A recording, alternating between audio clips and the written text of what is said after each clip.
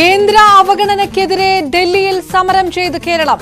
മുഖ്യമന്ത്രിയും മന്ത്രിമാരും ജന്തർ മന്ദറിലെത്തിയത് കേരള ഹൌസിൽ നിന്ന് പ്രകടനമായി. താപനില കുറയുന്നു. യുഎഇയിൽ കനത്ത മഴയ്ക്ക് സാധ്യത. ചൊവ്വാഴ്ച വരെ പൊടിക്കാറ്റിനും സാധ്യതയെന്നും മുന്നറിയിപ്പ്. ഒമാനിൽ ബ്യൂട്ടി പാർലറുകളിൽ തുടരുന്ന പരിശോധന. നടപടി ആരോഗ്യ സുരക്ഷാ ചട്ടങ്ങൾ പാലിക്കുന്നുണ്ടെന്ന് ഉറപ്പുവരുത്താൻ. കോടികളുടെ നിക്ഷേപം ആകർഷിച്ച് ഖത്തർ ഫ്രീ സോൺ. വിവിധ മേഖലകളിൽ നിക്ഷേപം 500 കോടി റിയാൽ.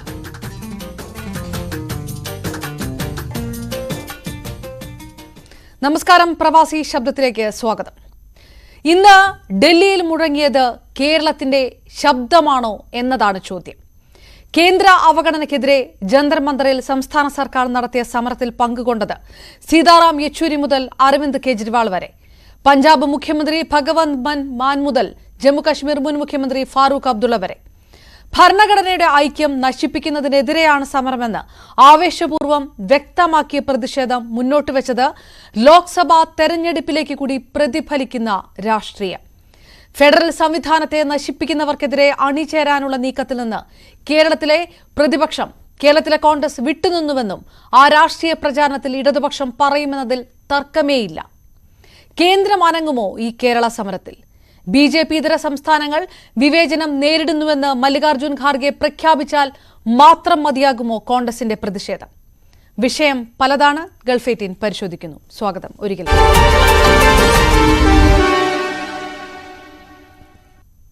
കോൺഗ്രസ് അനുഭാവി അഡ്വക്കേറ്റ് അജി കുര്യാക്കോസ്, ഇടത് അനുഭാവി വാഹിദ് നാട്ടിക, ഒപ്പം ബി.ജെ.പി. നിരീക്ഷകൻ രമേശ് മാണിക്കോത്ത് എന്നിവർ ചേരുന്നു ഗൾഫ് 18. 3 പേർക്കും സ്വാഗതം. വാഹിദ്, ഇന്ത്യൻ ഫെഡറൽ സംവിധാനത്തെ സംരക്ഷിക്കണം, ഭരണഘടനാപരമായിട്ടുള്ള അവകാശങ്ങളെ സംരക്ഷിക്കണം, അതിനുള്ള ഒരു മുന്നേറ്റത്തിന് അല്ലെങ്കിൽ അതിനുവേണ്ടിയുള്ള ഒരു പോരാട്ടത്തിന് തുടക്കം കുറിക്കുകയാണ് ഇവിടെ എന്നാണ് മുഖ്യമന്ത്രി സംസാരിച്ചുകൊണ്ട് പറഞ്ഞത്. അതനുസരിച്ച് വിജയമായിരുന്നു ഈ സമരം എന്ന് പ്രതീക്ഷിക്കുന്നുണ്ടോ ഇടതുപക്ഷം, ഇടത് നിരീക്ഷകർ? തീർച്ചയായിട്ടും അതിലൊരു സംശയമില്ല. ഇന്ത്യയെ സംബന്ധിച്ച് ഇന്ത്യ നേരിടുന്നത് വലിയ വെല്ലുവിളിയാണ്. ഇന്ത്യയിൽ ഇന്ത്യയുടെ ജനാധിപത്യം, മതേതരത്വം, ഫെഡറലിസം പൂർണ്ണമായി തകർക്കുന്ന ഒരു ഭരണകൂടം ഇന്ത്യ ഭരിക്കുന്നു എന്നുള്ള വലിയ ദുരവസ്ഥയിലാണ് ഇന്ത്യ മുന്നോട്ട് പോകുന്നത്.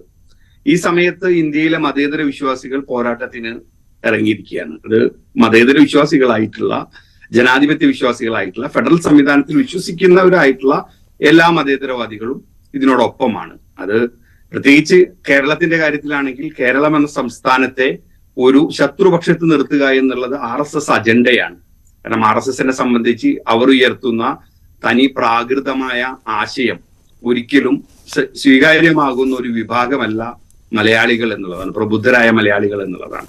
അതുകൊണ്ട് തന്നെ അവരെ സംബന്ധിച്ച് ഏറ്റവും വലിയ ശത്രുവായിട്ട് നിൽക്കുന്നത് മലയാളികളാണ്, മലയാളിയുടെ പ്രബുദ്ധതയാണ്. അവരെ സംബന്ധിച്ച് ഏറ്റവും വലിയ പ്രശ്നമാണ് ഈ ആളുകൾക്ക് വിദ്യാഭ്യാസവും പ്രബുദ്ധതയൊക്കെ ഉണ്ടാവുക എന്നുള്ളത്. RSS പോലുള്ള ഒരു വർഗീയതയുടെ, തീവ്രവാദത്തിന്റെ ആശയത്തിന്റെ അടിസ്ഥാനത്തിൽ നിൽക്കുന്ന ഒരു പ്രസ്ഥാനത്തിന് ബുദ്ധിമുട്ടാണ്. അതുകൊണ്ട് തന്നെ അവരുടെ ശത്രുപക്ഷത്ത് നിർത്തിക്കൊണ്ട് ഒരു സർക്കാരിനെ ഏതെല്ലാം തരത്തിൽ അവർ പലതരത്തിലുള്ള വ്യാജ കഥകളുമായിട്ട് മുന്നോട്ട് വന്നു. അതൊന്നും നടക്കുന്നില്ല എന്ന് കണ്ടപ്പോ അങ്ങനെ അങ്ങോട്ട് ഒരു തരത്തിലും ഇപ്പോ പ്രത്യേകിച്ച് എല്ലാ ഇന്ത്യയുടെ ഭരണഘടനാ മൂല്യങ്ങൾ ഫെഡറൽ സംവിധാനത്തിൽ അടിസ്ഥാനമാണ്. ആ ഭരണഘടനാ മൂല്യം തന്നെ തകർത്തുകൊണ്ട് ഇന്ത്യയുടെ ധന ആഗമന മാർഗം പൂർണ്ണമായും കേന്ദ്രത്തിലേക്ക് ആക്കുകയും കേരളം അല്ലെങ്കിൽ സംസ്ഥാനങ്ങൾക്ക് അവകാശപ്പെട്ടത് നൽകാതിരിക്കുകയും ചെയ്യുക എന്നുള്ളതാണ്. അതിനോടനുബന്ധിച്ച് നടന്ന പോരാട്ടത്തിൽ ഇന്ത്യയിലുള്ള മുഴുവൻ മതേതര കക്ഷികളും, യഥാർത്ഥ ഇന്ത്യൻ നാഷണൽ കോൺഗ്രസ്, കേരളത്തിലെ കോൺഗ്രസ് അല്ല, കേരളത്തിലെ കോൺഗ്രസ് പിന്നെ അതൊരു എന്താ പറഞ്ഞില്ലേ, ഇപ്പോ ഈ സമരത്തെ എതിർത്തവർ വളരെ രസകരമാണ്. കാരണം ഈ സമരത്തിനൊപ്പം നിന്നത് മല്ലികാർജ്ജുന ഖാർഗെയും അതുപോലെ തന്നെ അരവിന്ദ് കെജ്രിവാളും DK ശിവകുമാറും ഒക്കെ തന്നെയാണ്. ഈ സമരത്തെ എതിർത്തവരും വളരെ പ്രധാനപ്പെട്ടതാണ്. സുരേഷ് ഗോപി, സുരേന്ദ്രൻ, സതീശൻ, സുധാകരൻ, ഇത്തരം ആളുകളാണ്. ഒരേ മനസ്സുള്ള ആളുകൾ എതിർക്കുകയും മറ്റ് യഥാർത്ഥ മതേതരവാദികൾ അതിശക്തമായി ഫെഡറൽ സംവിധാനത്തിന് വേണ്ടി പോരാടുകയും ചെയ്തു. പക്ഷെ നമുക്ക് അങ്ങനെ ഇത്രയേറെ, അതായത് സൂര്യൻ അസ്തമിക്കാത്ത രാജ്യമായ ബ്രിട്ടനെതിരെ സമരം നടത്തി വിജയിച്ചിട്ടുള്ളതാണ് ഇന്ത്യ എന്ന് പറയുന്ന കരുത്ത്. അതുകൊണ്ട് തന്നെ ഇന്ത്യയെ തകർക്കാനുള്ള ഒരു ശ്രമം RSS എന്ന് പറയുന്ന ഒരു സംഘം നടത്തുമ്പോൾ അതിനെ ചെറുക്കാനുള്ള ശേഷിയും ഇന്ത്യയുടെ മതേതരത്വത്തിനുണ്ട്. അതുകൊണ്ട് തന്നെ ഇതിലും വലിയ അഹങ്കാരം, അധികാരത്തിന്റെ ധാർഷ്ട്യത്തിന് കീഴടങ്ങാത്ത ഇന്ത്യൻ ജനത ഈ അധികാര ധാർഷ്ട്യത്തിന് കീഴടങ്ങില്ല. അതുകൊണ്ട് തന്നെ വലിയ പോരാട്ടം ഇന്ത്യയിലെ കേരളത്തിൽ നടന്നു, കർണാടകത്തിൽ നടന്നു, കർണാടകം നടത്തുന്നു, ഡൽഹി നടത്തുന്നു. ഇന്ത്യയിലുള്ള ഏറെക്കുറെ എല്ലാ മതേതര വിശ്വാസികളും നടത്തുന്നുണ്ട്. അതിനുള്ള നേതൃത്വം നൽകുന്ന സർക്കാരുകളാണ് എന്നുള്ളത് കൊണ്ട് തന്നെ ഇതൊന്നും ഈ കണ്ടില്ലെന്ന് നടിച്ചുകൊണ്ട് RSSന് ഇങ്ങനെ മുന്നോട്ട് പോകാൻ കഴിയില്ല. അതുകൊണ്ട് തീർച്ചയായിട്ടും ഇന്ത്യയിൽ ഈ പോരാട്ടം വലിയ രീതിയിൽ മുന്നോട്ട് വരിക തന്നെ ചെയ്യും. ഓക്കെ, ഞാൻ തിരികെ എത്താം. അജയ് കുര്യാക്കോസ്, സമരം ഏത് രീതിയിൽ ഫലം കാണുമോ എന്നുള്ളത് ഒരു ചോദ്യം അവിടെ നിൽക്കട്ടെ. ദേശീയ ശ്രദ്ധ പിടിച്ചുപറ്റിയ ഒരു സമരമാണ്, അതിൽ തർക്കമില്ല. രാഷ്ട്രീയപരമായി ഇതിൽ നിന്ന് മാറി നിന്നതിൽ കേരളത്തിലെ കോൺഗ്രസ് ഇപ്പോൾ പശ്ചാത്തപിക്കുന്നുണ്ടാവുമോ? എനിക്ക് വാഹിദ് എന്റെ സുഹൃത്ത് അദ്ദേഹം പറഞ്ഞത് കേട്ടപ്പോൾ എനിക്ക് ഒരു സിനിമയിലൊരു ഗാനമാണ് ഓർമ്മ വന്നത്. ഇനി ഹരിഹർ നഗർ എന്ന സിനിമയിലെ ഒരു ഗാനത്തിൽ 2-3 വരികളുണ്ട്. മാറാലയും ചെമ്പല്ലിയും മേൽക്കൂര താങ്ങുന്നു പോകും, എലി തുമ്മിയാൽ മല വീഴുമോ എന്നൊക്കെ തരത്തിലുള്ള ഒരു ചെറിയ ചോദ്യങ്ങൾ ചോദിച്ചുകൊണ്ടൊരു ഗാനമുണ്ട്. അപ്പൊ ഇവിടെ ഇപ്പൊ ഈ പറയുന്ന ഇടതുപക്ഷം പറയുന്നത് ഈ സ്വാതന്ത്ര്യ സമരം തൊട്ട് തുടങ്ങി അദ്ദേഹം സ്വാതന്ത്ര്യ സമരത്തിൽ ഇടതുപക്ഷത്തിന്റെ പങ്ക് എന്താണെന്ന് നമുക്ക് അറിയാൻ പറ്റും. പിന്നെ ബാക്കി വന്നിട്ടുള്ളത് ഇപ്പോൾ നടത്തിക്കൊണ്ടിരിക്കുന്ന ഡൽഹിയിലെ ജന്തർ മന്ദറിൽ നടത്തിയ ഈ ഒരു സമരത്തെ കുറിച്ചാണ് പറയുന്നത്. ഈ സമരം എന്തിനു വേണ്ടിയായിരുന്നു? കേന്ദ്ര അവഗണനയ്ക്കെതിരെ ആയിരുന്നോ? കേരളത്തിനോടുള്ള കേന്ദ്ര അവഗണനയ്ക്കെതിരെയുള്ള സമരമായിരുന്നോ? അല്ല. ഇവിടെ പറയുന്നത് ഫെഡറൽ സംവിധാനത്തെ നശിപ്പിക്കാൻ പോകുന്നു. ഫെഡറൽ സംവിധാനത്തെ നശിപ്പിക്കാൻ പോകുന്നു പറഞ്ഞ സമരം ചെയ്തവരാണ് കോൺഗ്രസിന്റെ ഭരണകാലത്ത് ഇവർ ഇതുപോലെ സമരം ചെയ്തിട്ടുള്ളതാണ്. അപ്പൊ ഇവരെ സംബന്ധിച്ചിട്ട് ഇവർ ചെയ്യുന്ന പ്രവൃത്തികൾ, ഇവർ കേരളത്തിൽ ചെയ്തുകൊണ്ടിരിക്കുന്ന പ്രവൃത്തികൾ, അതിനെ ആരും ചോദ്യം ചെയ്യാൻ പാടില്ല. ഇതൊരു ജന്മി രാഷ്ട്രീയമാണ് ഇവർ കളിച്ചുകൊണ്ടിരിക്കുന്നത്. ഇപ്പൊ ഇവര് ഈ ചെയ്യുന്ന ദൂർത്ത്, കേരളീയം, ലോക കേരള സഭ, മറ്റേ കേരളത്തിൽ നടത്തപ്പെട്ട ഒരു ബസ്സിൽ യാത്ര ചെയ്തില്ലേ, ഇതൊക്കെ ഈ ദൂർത്ത് നടത്തുന്നത് അത് ഞാൻ കേന്ദ്രത്തിനെ ഒരിക്കലും അനുകൂലിക്കുന്നില്ല. കേന്ദ്രം ചെയ്യുന്ന പ്രവൃത്തികൾ ഞാൻ അനുകൂലിക്കുന്നില്ല. കാരണം അതുകൊണ്ടാണല്ലോ ഞങ്ങളുടെ നേതാക്കളെല്ലാം കർണാടകയും അതുപോലെ കേരളത്തിനേക്കാൾ വലിയ സംസ്ഥാനമായ കർണാടകയും പറയട്ടെ, ഞാൻ പറഞ്ഞു കേട്ടെ വാഹിദെ, ഒന്ന് ക്ഷമിക്കും. അതായത് അപ്പൊ അതുകൊണ്ട് ഇവിടെ കേരളത്തിൽ നടക്കുന്ന ദൂർത്ത് പുറത്തറിയാൻ പാടില്ല. ഇത് ഇന്ന് തുടങ്ങിയതല്ലോ, കഴിഞ്ഞ ബഡ്ജറ്റിനകത്ത് ഇതുപോലെ തന്നെയല്ലേ പറഞ്ഞത്. എന്തുകൊണ്ട് അന്ന് ഈ സമരമായിട്ട് വന്നില്ല? എന്തുകൊണ്ട് ഞങ്ങളെ വിളിച്ചില്ല? അപ്പൊ ഇപ്പോഴുള്ള ലക്ഷ്യം വളരെ കൃത്യമാണ്. ഇപ്പൊ ഇന്ത്യ ടുഡേയുടെ സർവേ വന്നു, ഇന്ന് 1 സീറ്റ് കിട്ടിയാലായി എന്നാണ് ഇടതുപക്ഷത്തിന് പറയുന്നത്. അതിന്റെ കാരണം ഈ ഇടതുപക്ഷത്തെ സംബന്ധിച്ച് ഇപ്പൊ വലിയൊരു വെപ്രാളാണ്. ലോക്സഭാ തെരഞ്ഞെടുപ്പ് വരാൻ പോവാണ്. കഴിഞ്ഞ ലോക്സഭാ തെരഞ്ഞെടുപ്പിൽ അവർക്ക് കിട്ടിയത് 3 സീറ്റാണ്. അതിൽ 2 സീറ്റ് DMKയുടെ ഔദാര്യത്തിൽ തമിഴ്നാട്ടിൽ നിന്ന് കിട്ടിയതാണ്. പിന്നെ ഒരെണ്ണം എങ്ങനെയോ ചക്ക വീണപ്പോൾ മോളിൽ എത്തതുപോലെ ആലപ്പുഴയിൽ കിട്ടിയ സീറ്റാണ്.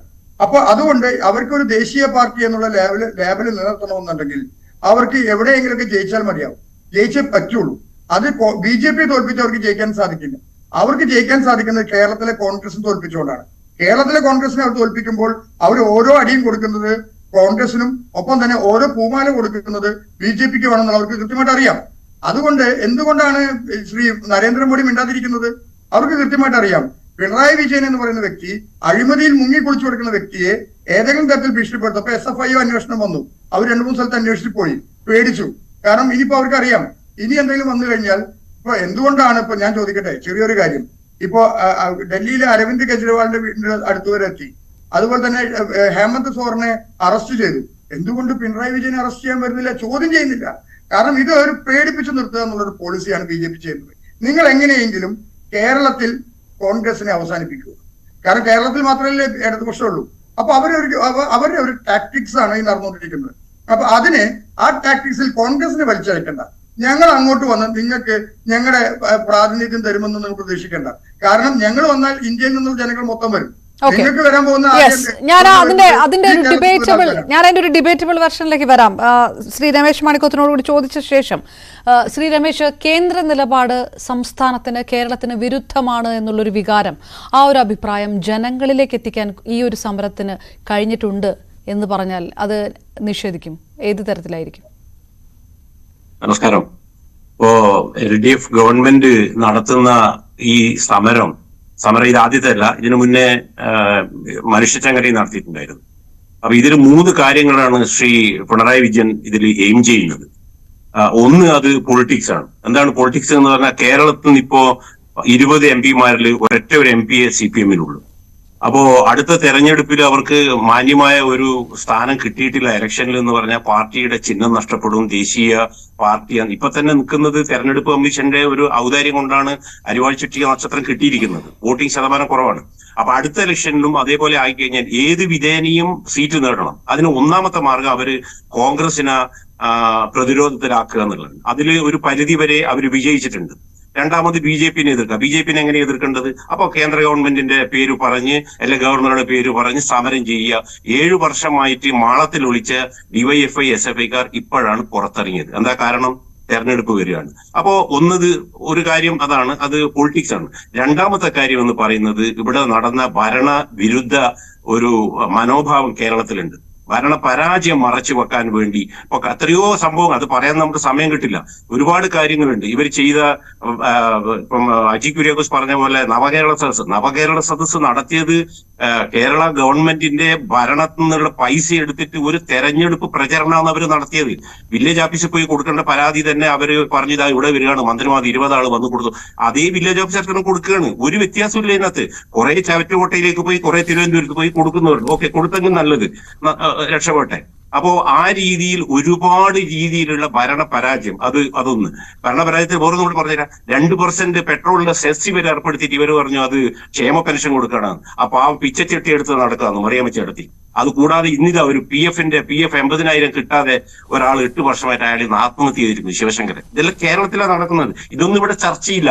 UP-യിൽ ആരെങ്കിലും ചത്താൽ അപ്പോൾ ഇവിടെ ചർച്ച വരും. അതാണ് അവസ്ഥ. അത് രണ്ടാമത്തത്. ഞാൻ അതിലൊന്നും പോകുന്നില്ല. മൂന്നാമത്തെ കാര്യം, അതാണ് ഏറ്റവും ഇമ്പോർട്ടന്റ്.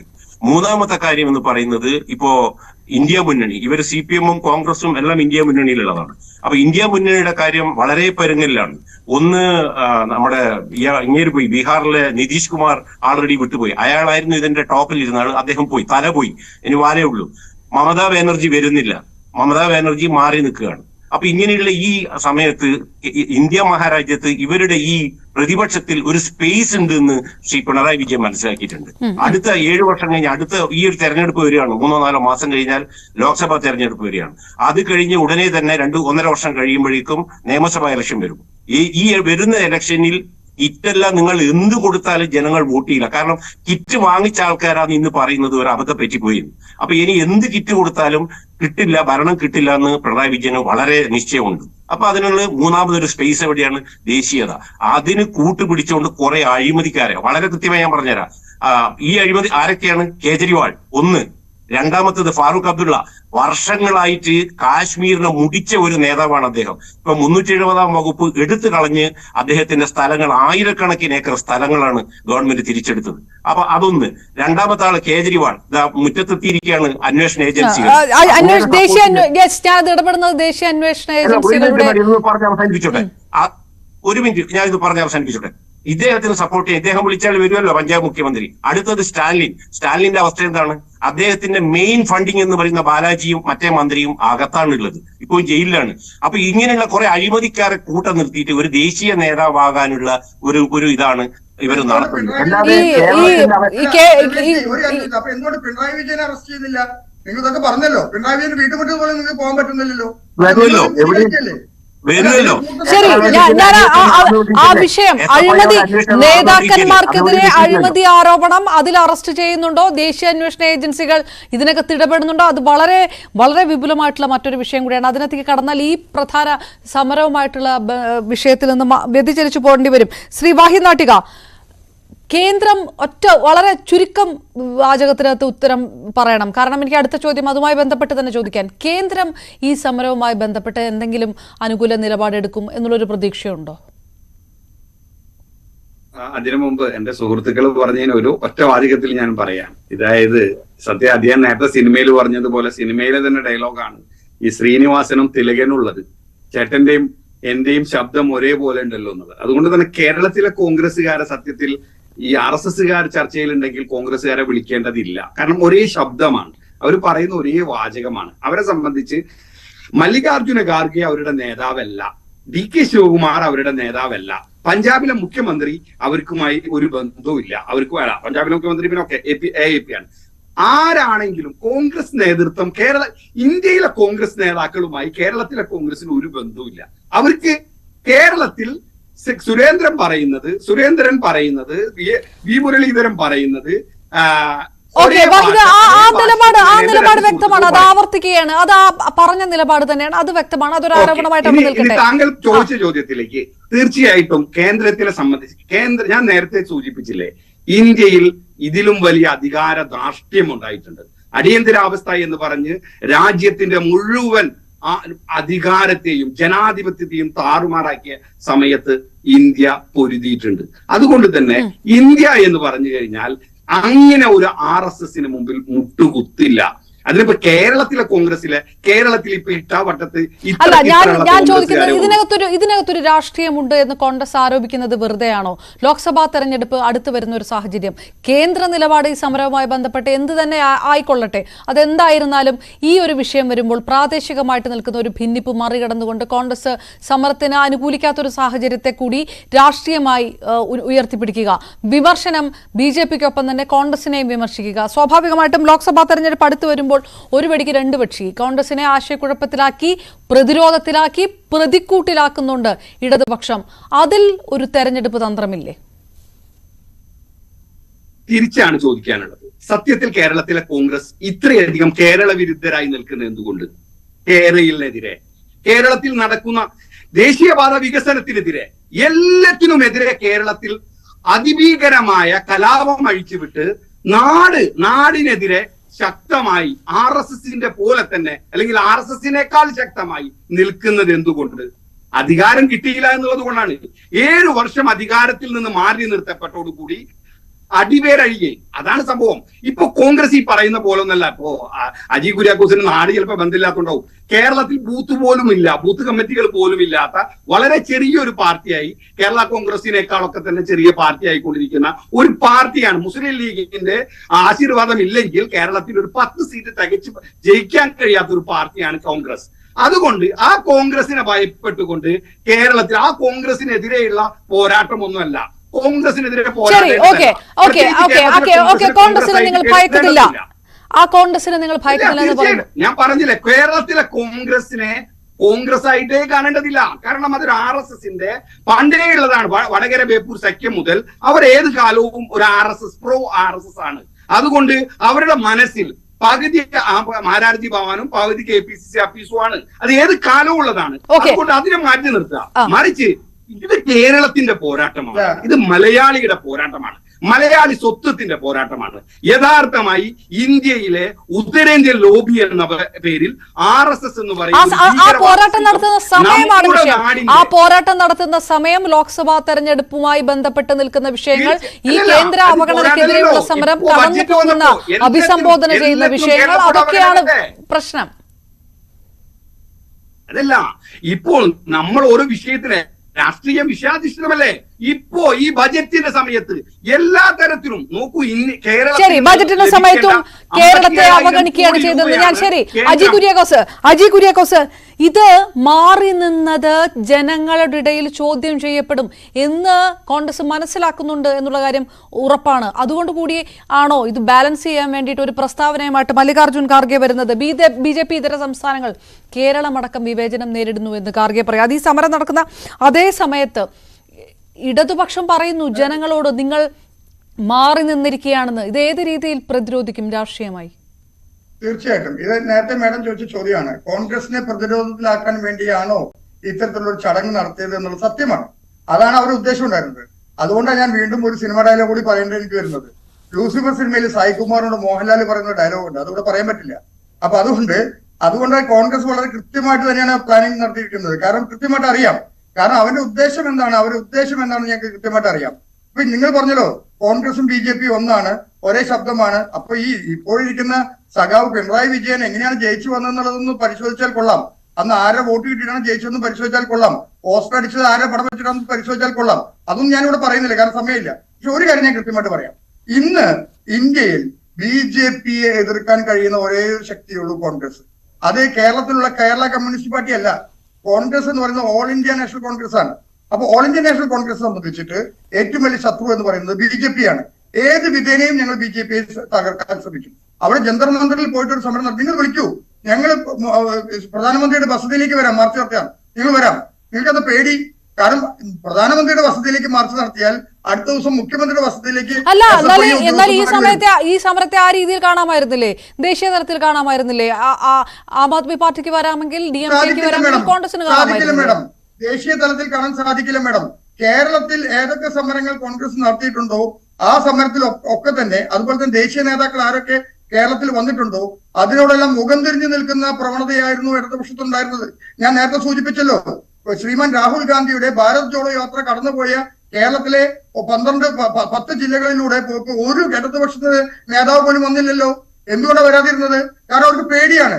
കാരണം രാഹുൽ ഗാന്ധി മത്സരിച്ചപ്പോൾ, വയനാട്ടിൽ മത്സരിച്ചപ്പോൾ അന്നത്തെ പാർട്ടി സെക്രട്ടറി എന്താ പറഞ്ഞത്? രാഹുൽ ഗാന്ധിയോട് മത്സരിക്കാൻ പാടില്ലായിരുന്നു. എന്തുകൊണ്ട്? രാഹുൽ ഗാന്ധി മത്സരിച്ചതുകൊണ്ടാണ് കോൺഗ്രസ് ജയിച്ചത്. ശരിയായിരിക്കാം, ഞങ്ങൾക്ക് അതിന് തെറ്റൊന്നും പറയാനില്ല.